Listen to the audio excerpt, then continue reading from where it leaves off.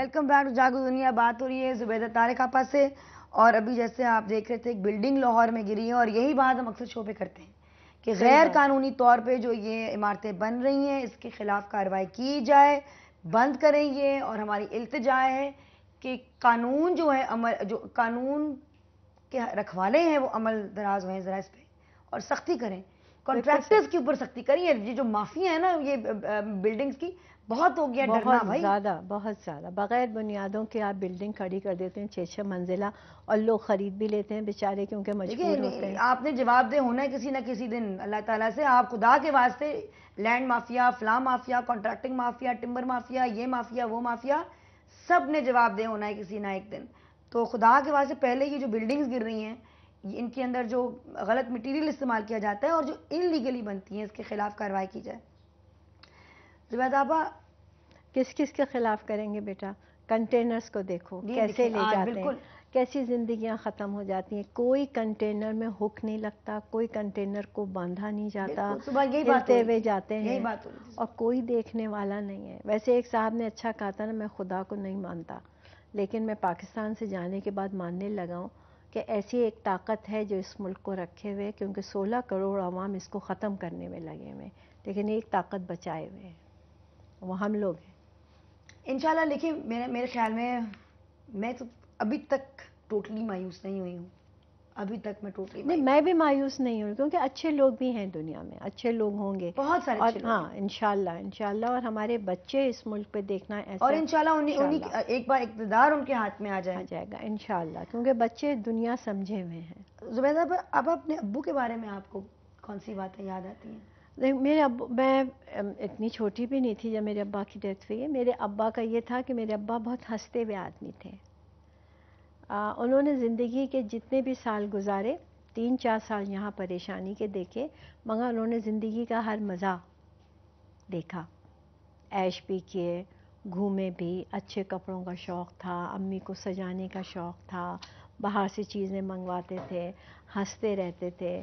مثلا ہم لوگ اگر کالونی میں ہم لوگ آ کے سیٹل ہوئے, جب ایک زمانے میں تو ڈیروں میں رہے, گھر نہیں تھا, پھر کالونی کے کوارٹرز میں رہے, تو امی ہمیشہ جیسے پوچھتی تھیں قمر صاحب کب انشاءاللہ حالات ٹھیک ہوں گے, تو ہمیشہ ایک بنگلہ بنے نیارہ کر کے گانا گانے لگتے تھے, ہنستے رہتے تھے. کبھی میں نے ان کو مایوس نہیں دیکھا.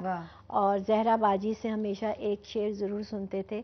زہرا باجی شاعری کرنے لگی تھیں اس زمانے میں, باہر نہیں گئی تھیں, والد کے مرنے کے بعد پہلی دفعہ انڈیا گئی تھیں, تو ہمیشہ ایک شعر سنتے تھے, بیٹا وہ اپنا شعر سنا دو. میری غریبی کی خیر ہو یا رب, مجھے مقامات پوزری دے, بڑے بڑے صاحب بصیرت یہاں پہنچ کر بھٹک گئے ہیں. ہمیشہ سنتے تھے اور ہنستے تھے, وہ ہم لوگوں کو ہنسانے کی کوشش کرتے تھے. اور 21 رمضان کو ان کی ڈیتھ ہوئی تھی 1953. مائی گاڈ, کیسا صدمہ تھا وہ فیملی کا.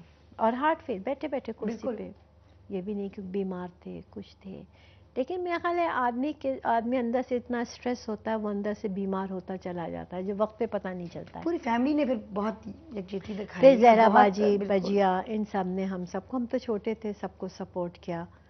اور نانی, امی اور نانی بہت مضبوط تھیں, بہت مضبوط تھیں. بہت wonderful women as well in your بہت فیملی, ماشاء اللہ مضبوط سے. آپ کی والدہ کا بہت گہرا بہت زیادہ, کیونکہ ہم نے والدہ کے ساتھ ہی وقت گزارا. لو میرجز کے بارے میں آپ کے کیا تاثرات ہیں؟ لو میرج میں سب سے بڑا جو نقصان وہ یہ ہے کہ خدا نہ کرے اگر کوئی پرابلم ہوتی ہے تو ماں باپ نہیں ساتھ دیتے.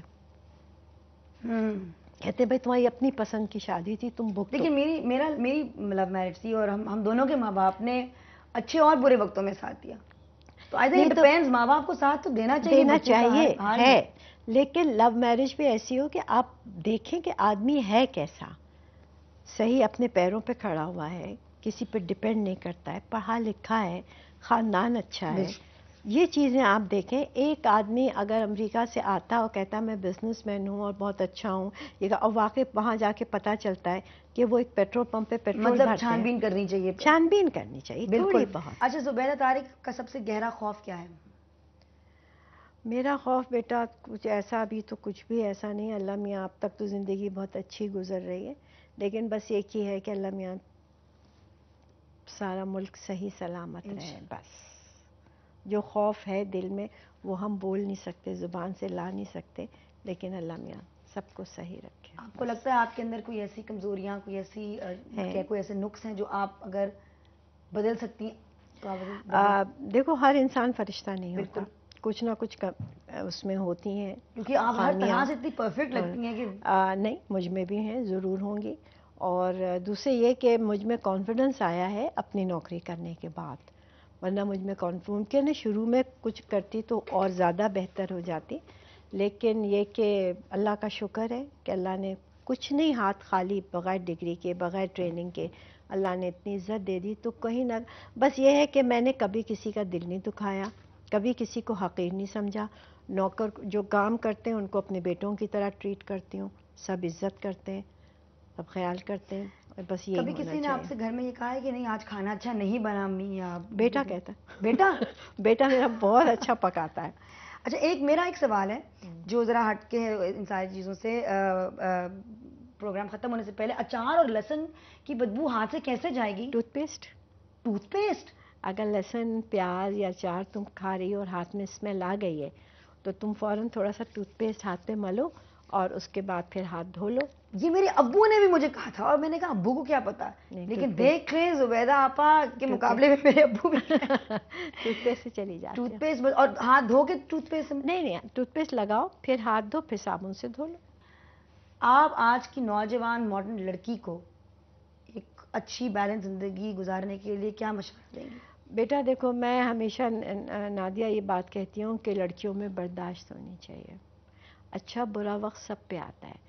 ہم لوگ سوچتے ہیں کہ بس ہر وقت ہمیں چاکلیٹ ملتی رہے, آئس کریم ملتی رہے, اور گھر میں 8-10 لوگ کام کرنے والے ہوں, اور میاں کو اشارہ کرو تو وہ اٹھے اور میاں کو اشارہ کرو تو بیٹھے. تو ہر آدمی کی اپنی پرسنالٹی ہوتی ہے, ہر آدمی کی اپنی سوچ. آپ نے سن لیا اور امید ہے کہ آپ نے یہ مشورہ, اس نہیں, مشورے پر عمل بھی برداشت کرنی چاہیے. اچھا برا وقت سب پہ اور آتا ہے. برداشت کا جو مشورہ ہے, کیونکہ پروگرام کا وقت ختم ہو چکا ہے, یہ میرے خیال میں پورے ملک کے لیے ہے, ان لوگوں کے لیے بھی جو مایوسی پھیلا رہے ہیں اور مایوس ہو رہے ہیں اور کرٹیسائز بہت کر رہے ہیں. ضرور تنقید کیجیے, اور جو مسئلے مسائل ہیں معاشرے میں وہ ہم ٹھیک کرنے چاہیے, اور بہت وجہ ہیں فرسٹریشن کی, لیکن برداشت بھی کرنا سیکھیے, اور وہ بچیاں بھی برداشت کرنا سیکھیں. اور میری نانی نے مجھے ایک بات کی تھی گزرنے سے کچھ دن پہلے, انہوں نے کہا تھا کہ کچھ نہیں, نہ جائیداد, نہ پیسہ, نہ گھر, نہ زیور, کچھ بھی ضروری نہیں ہے, میں کچھ نہیں لے کے جا رہی, کچھ نہیں ہے میرے پاس سوائے وہ رشتے جو میں نے اپنی زندگی میں بنائے ہیں. بالکل صحیح. بس آخری میں وہ شاعر کا شعر اتنا اچھا ہے جو ہمارے ملک پہ صحیح بیٹھتا ہے. ہم اندھیری گپاہوں سے نکلے مگر روشنی اپنے سینوں سے پھوٹی نہیں. ہم نے جنگل تو شہروں میں بدلے, جنگل کی تہذیب چھوٹی نہیں. واہ. ناظرین, پاکستان زندہ باد.